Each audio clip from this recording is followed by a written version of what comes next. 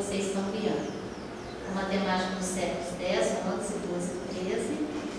E o grupo é composto por Eda, Ive, que sou eu, Leidiane e Maria Lina.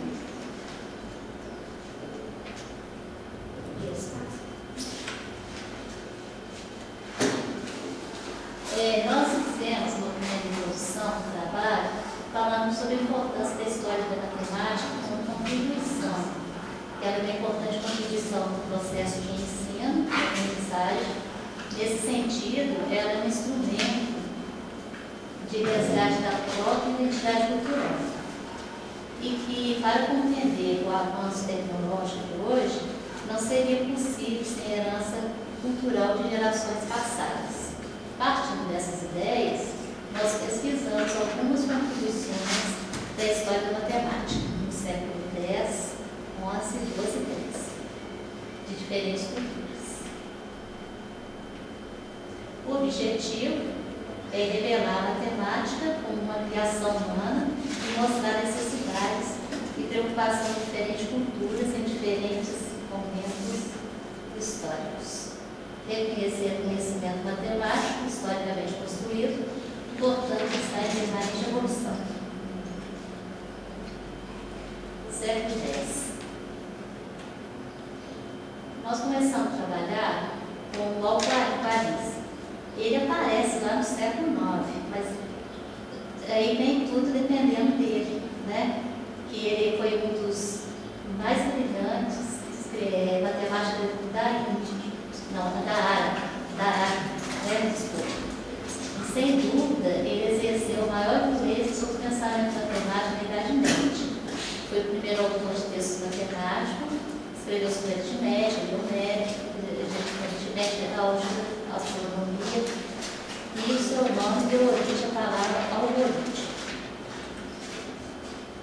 Aí eu falo mais um pouquinho dele, que ele usava esse denominador com os negativos, que nem tinha abreviação, e que ele classificou os tipos de operações algébricas usando raiz quadrada, números em linguagem moderna, seria x ao quadrado constantes.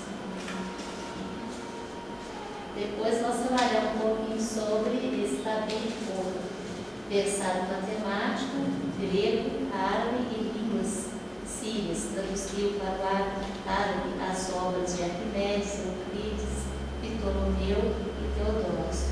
Dissertou sobre os números amigos e é o mais antigo escritor fora da China. E ele também discutiu sobre os quadrados mágicos. Abu Eco traduziu Diofante, usou todas as funções, as 6 funções da trigonometria e suas relações, seno, cosseno, plano, escreveu sobre construções geométricas.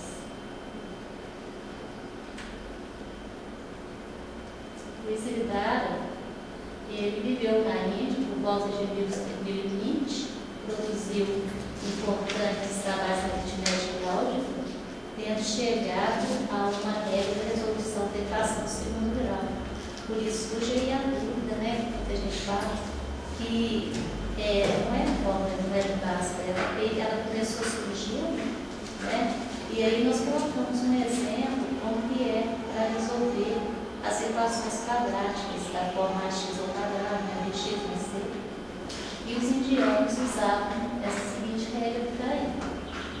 Multiplicamos os meios da equação pelo número, que vale 4 vezes o coeficiente do quadrado, e sobe a eles um número igual ao quadrado do coeficiente original da hipótese. A solução desejada é a raiz quadrada disso. Bem, professor, a explicação do segundo grau, uma forma. Agora, na Europa, esse Hertz, do II, ele foi o maior matemático do século X. Ele publicou 2 trabalhos importantes, que é as regras de Paulo Carolho, que foi o primeiro livro sobre a divisão de números. Depois ele fez regras de Paulo Carolho, as regras de divisão de Hertz são as mais antigas usadas até hoje. Foi um dos primeiros divulgadores dos números em quadro arábico, né,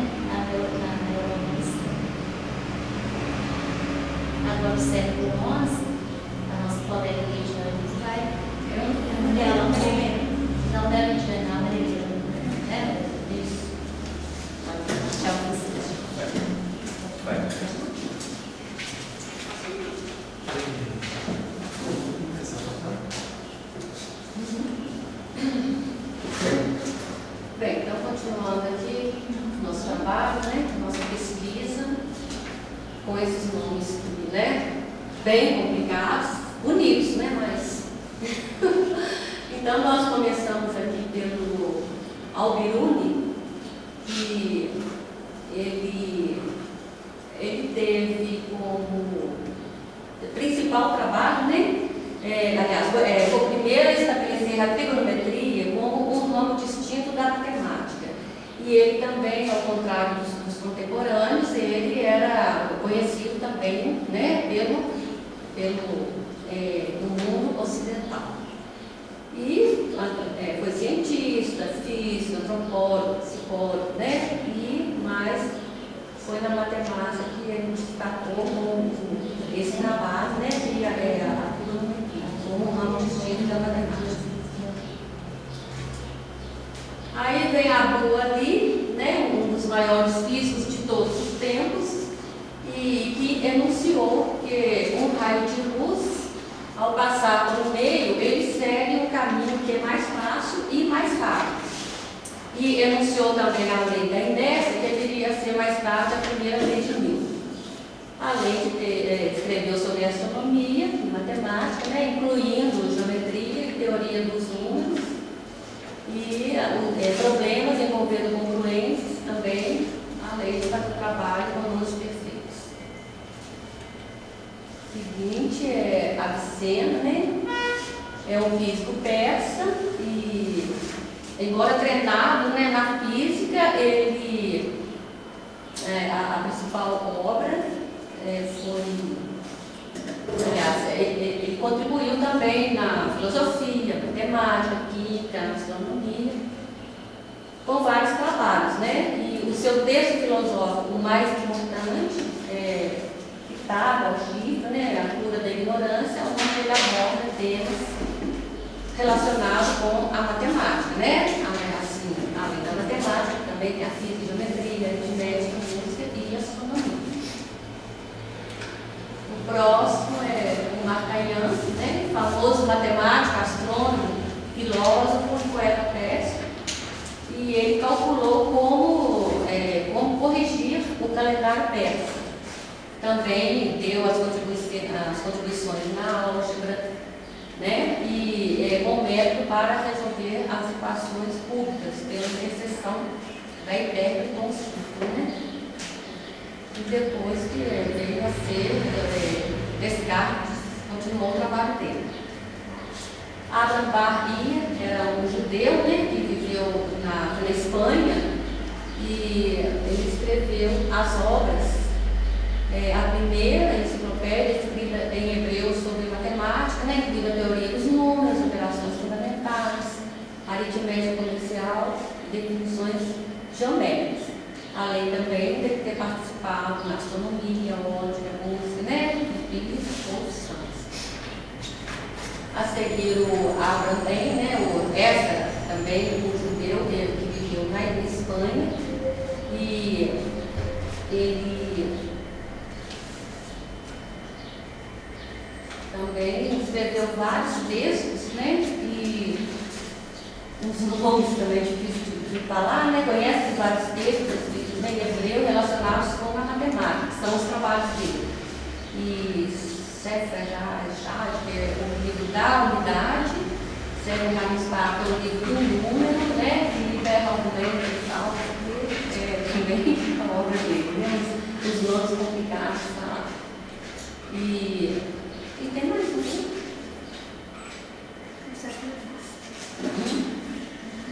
Então, acho que então agora a nossa colega Leidiana vai continuar nosso trabalho.